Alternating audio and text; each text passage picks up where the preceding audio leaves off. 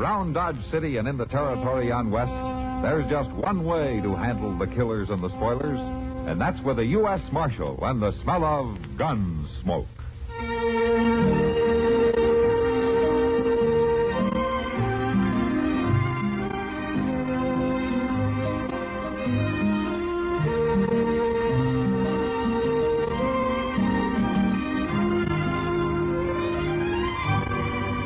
Gunsmoke, starring William Conrad. The story of the violence that moved west with young America. And the story of a man who moved with it. I'm that man. Matt Dillon, United States Marshal. The first man they look for and the last they want to meet. It's a chancy job, and it makes a man watchful. And a little lonely.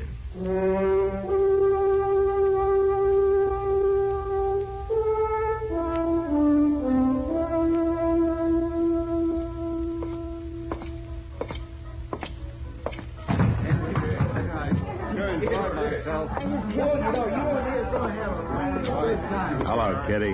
Oh, hello, Matt. Matt, this is Frank Wilkins.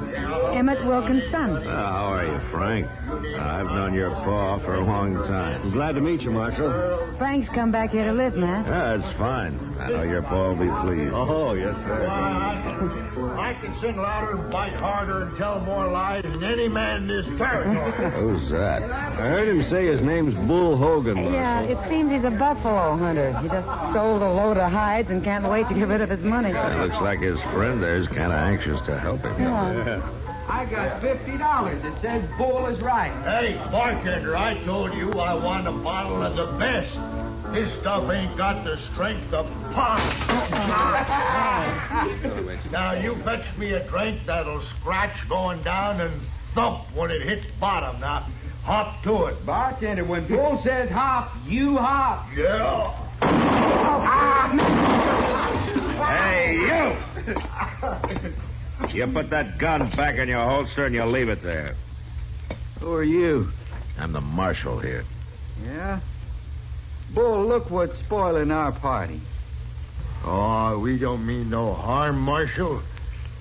Have a drink. You're gonna pay for this damage, understand? Well, sure I am. I've been out in the prairie 6 months, Marshal. I aim to have some fun tonight, that's all. All right, go ahead. But leave a little of the town standing for the people who live here, will you? Well, it's going to cramp my style some, but I'll try. Okay, you do that. Hey, Bull. The marshal's gone. Let's find us a couple of girls, huh? No, not yet, Darwin. I'm going to listen to the music. Hey. What? That's a real looker over there at that table, Bull. Well, go get her. I sure will. I'm enjoying myself. I really was. Howdy. We're busy, mister. Well, this chair ain't. Now, look here. What's your name? Frank Wilkins. Oh, you go on back to your friend. Not you, mister. You, little lady. You know, you're pretty. Beat it. You heard her. Mister, my friend Bull wants to talk to this little honeypot here. Why'd he send a sidewinder like you? That blowhard can talk for himself. Blowhard? Hey, Bull, come here. Yeah, Darwin. Yeah, what do you want? This fella called you a blowhard. Is that right? Did you call me that? Yeah, I called you. Why, you?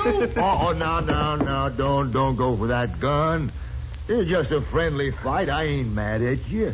We got a difference of opinion, is all. Hit him again, Bull. Why, sure, but not here. Like the marshal said, no need to bust up the place. We'll go outside.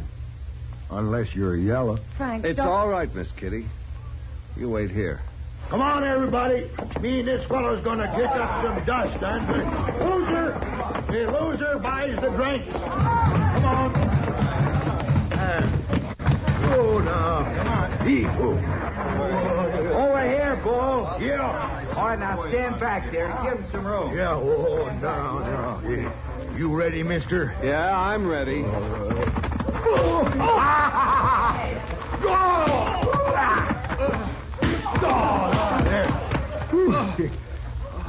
Well, come on, fella. Get up. He can't. You whipped him good, Bull. Why, that wasn't hardly no fight at all. Shucks, we can't wait around for him to buy the whiskey. I'll buy it. Drinks for everybody. Inside. Everybody inside now. Hey, gentlemen, come on here. Dump some water on that fella. Sure, Bull.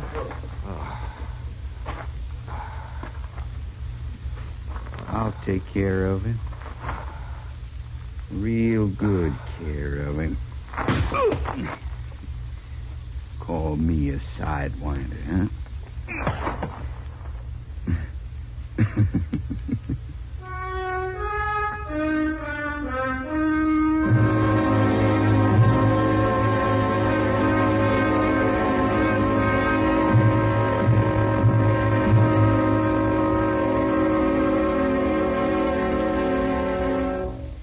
Now, just listen a minute, if you will.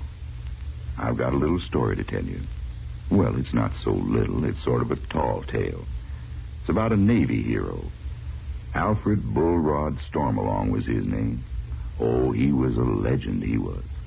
Where he was born doesn't matter, but he was first heard of in Boston Harbor.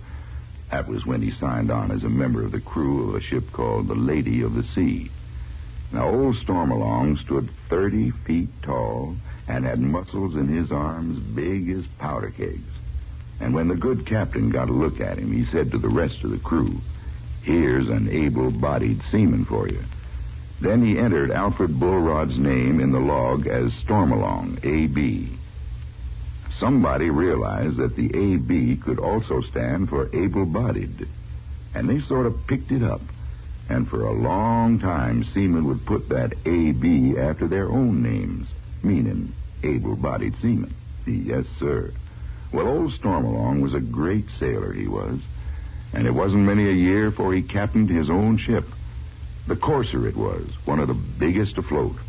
Why, it was so long from stem to stern, it took a man on horseback 24 hours to make the trip. The mast was hinged so as to let the sun and the moon get by. Took a man a week to climb the riggings. Yes, sir.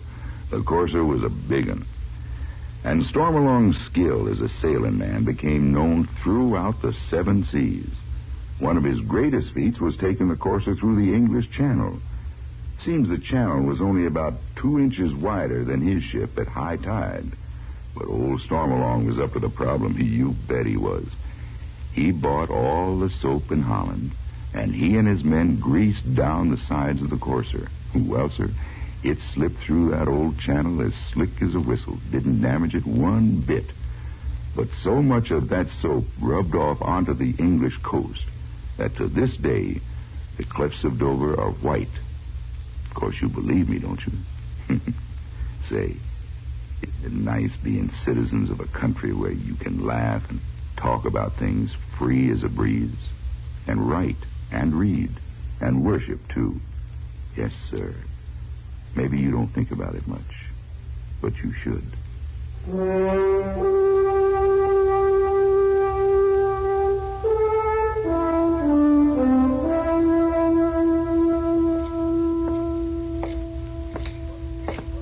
Mr. Dillon? What?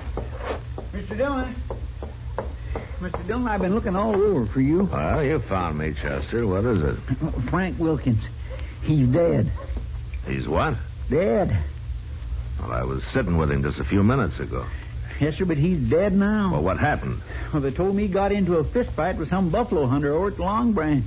Bull Hogan? Yes, sir, that's the name. He went outside, and that man plain beat Frank to death with his fist. Wait a minute, Chester. Do you mean that all those people at the Long Branch stood and watched it and nobody stopped it? Well, it don't make sense, but they must have saw it. You know how they are when there's a fight. I'm going to have me a talk with those citizens. Well, I already talked to some of them, Mr. Dillon. They swear up and down it was a fair fight. Chester, in a fist fight, a man's beat long before he's beat to death. And anybody not crazy for blood knows that. Well, I can't understand it. But one thing's for sure. Frank's dead. Doc examined him and then had the body moved over to his office. Is Bull Hogan still at the Long Branch? No, sir, he ain't. He's gone. Well, he won't get far. I'll see to that.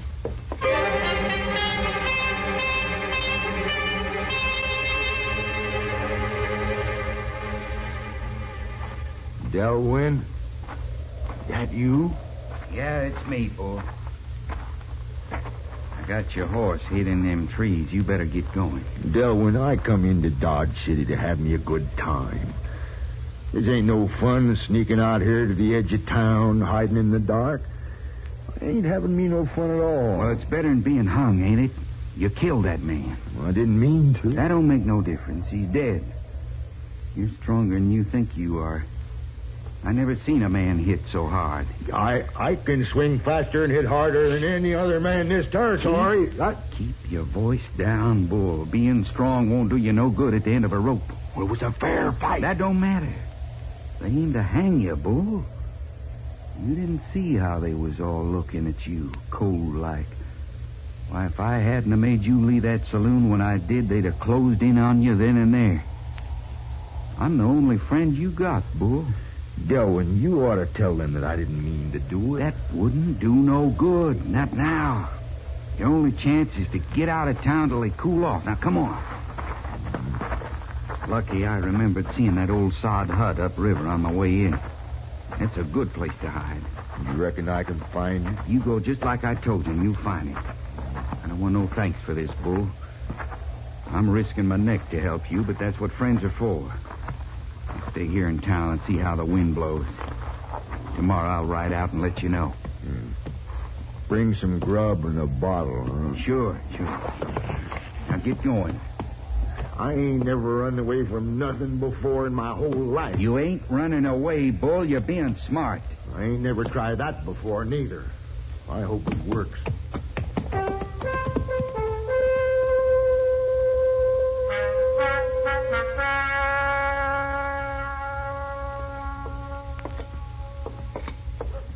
Chester, I've talked to every man who saw that fight, and they all agree it was no match.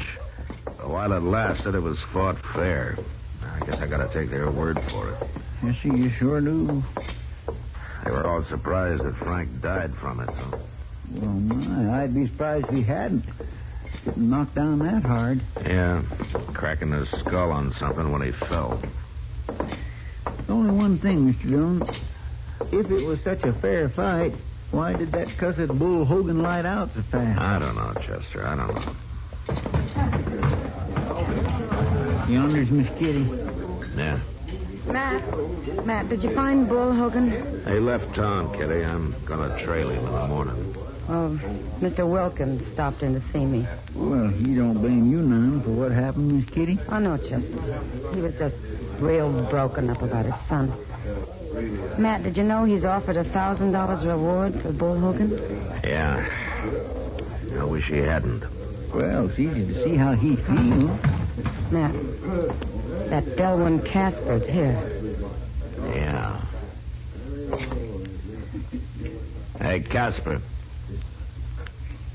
First, I want you to tell me where Bull Hogan is. And then I want you to get out of Dodge and don't come back. I don't know where he is, Marshal. How would I know? You were bragging about being his friend. Me? Well, I never laid eyes on Bull Hogan till tonight. I ain't no friend of his. You left here together, didn't you? But we went separate ways. Bull hightailed it right on out of town. Me, I just stepped out for a while because the climate here didn't seem healthy. It hasn't changed. Now, look, Marshal, I didn't do nothing tonight except go along with the crowd for a little fun. You got no cause to ride me. You started that fight, Casper. Well, I didn't finish it. Bull Hogan done that. There ought to be some way to prove I'm no friend of his. Tell me where he went. If I knew, I would. I sure would. I hear the father of that poor fella Bull killed has put up $1,000 reward for him.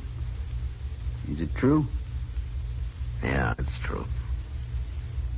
Marshal, could I clear myself if I helped you trail Bull? You're going to be busy traveling, remember? Now, you get out of here, and if I see you again tonight, I'll lock you up. You'll be out of town at daybreak.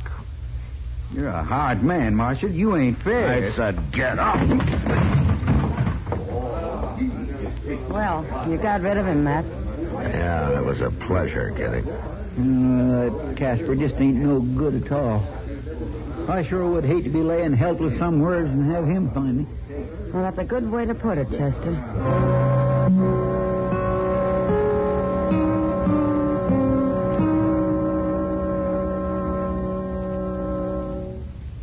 The United States Army, a gallant record of peacetime service.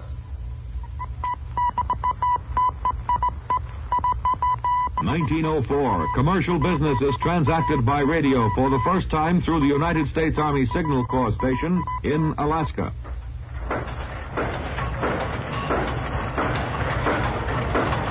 American industrial might is based on the technique of mass production, which began with the manufacture of rifles by the United States Army in the 1820s.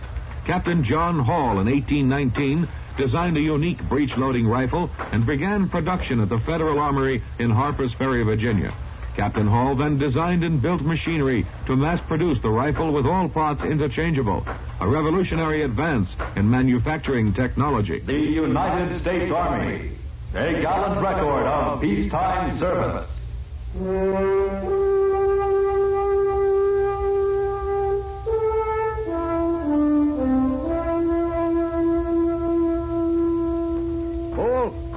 Hey, Bull. Is that you, Dillon? You got here early. Yeah. I see you found the hut. There's nothing to it. You gave me real good directions, Dillon. What's the news? You don't look good for you, Bull. They got $1,000 reward out. No, it was a fair fight. It ain't like I done murder. They think you did. It's the same thing. Did you bring me something to eat? No.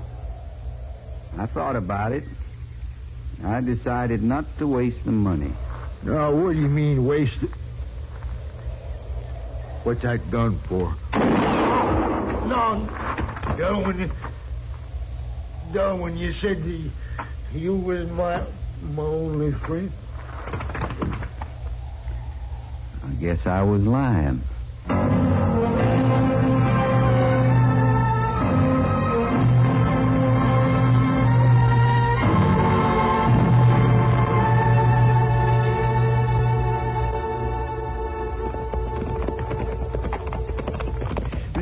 I swear I just don't understand you today. First off, you run that Delwyn Casper out of town, then we meet him out here heading back to Dodge, and you tell him it's all right. Well, he says he got Bull Hogan. He claims the reward. Yeah, and you just look at him and nod, just say that money's all his right now.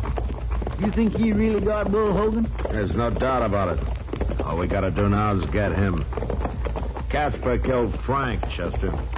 What? And he probably clubbed him with a pistol. You know, it's something you said to me that started me thinking in that direction. Me? Yeah, you said that you'd sure hate to be helpless and have Casper find you. I'm sure now that that's what happened to Frank.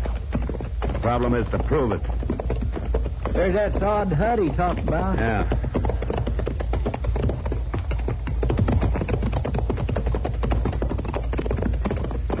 My goodness, there's Bull, too.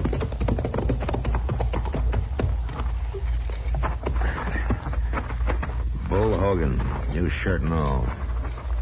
He's wearing a gun. He wasn't shot in the back. No, but he might as well have been for all the chance he had. Well, I'll ride on over to Sykes' place and borrow his shovel. No, Chester, borrow a wagon instead. We're going to take him back to Dodge.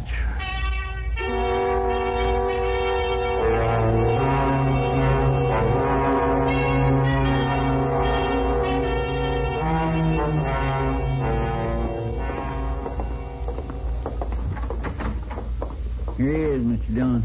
All the way over here, I couldn't get a word out of Chester except you want to see me. That's right, Casper. Well, do I get my reward? I think you could say that. Then you found Bull.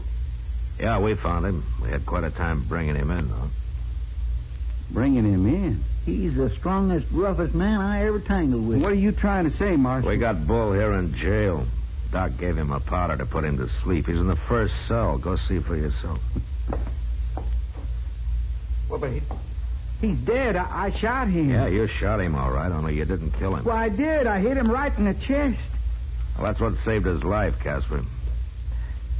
Here, you ever seen one of these things before? Yeah, it's one of them Indian charm bags, ain't it? That's right. A leather pouch full of pebbles and sand and bones. Bull's a lonely, superstitious man. He was wearing this around his neck. And that's what stopped your bullet, Casper. See? But he fell down. He was dead. Doc says that a blow over the heart like that'll stun a man cold, but it only lasts for a few minutes, and then he's as good as new. You're lying to me. You're trying to trick me out of my reward. No, you'll get what's coming to you, Casper. You know, Bull's got an idea that somebody clubbed Frank Wilkins with a pistol while he was knocked out. Well, I'm going to lock you in that cell with Bull and let the two of you talk it over. Lock me in with him? Well, now, you can't do that. Oh, why not? Neither one of you will have a gun. You'll just talk. What could happen to you? We'll go wake him up now, Mr. Dillon. Yeah, Chester, go wake him up. All right, come on, Casper. You're going in there with him. No, I'm not. Oh? Well, then maybe you'd rather tell me about it, huh? But I didn't do nothing. I ain't going in there. Oh, yes, you are. And you're going to tell that to Bull Hogan face to face right now. Locked in. No, I done it. I clubbed Wilkins with my pistol. It was me killed him. You hear that, Chester? Yes, sir. All right, take his gun. I got it. I'll lock him up, Chester. Then we'll bury Bull. Bury him? Then he is dead. Yeah, he's dead. And you're going to be right behind him, Casper. I hope he's waiting for you.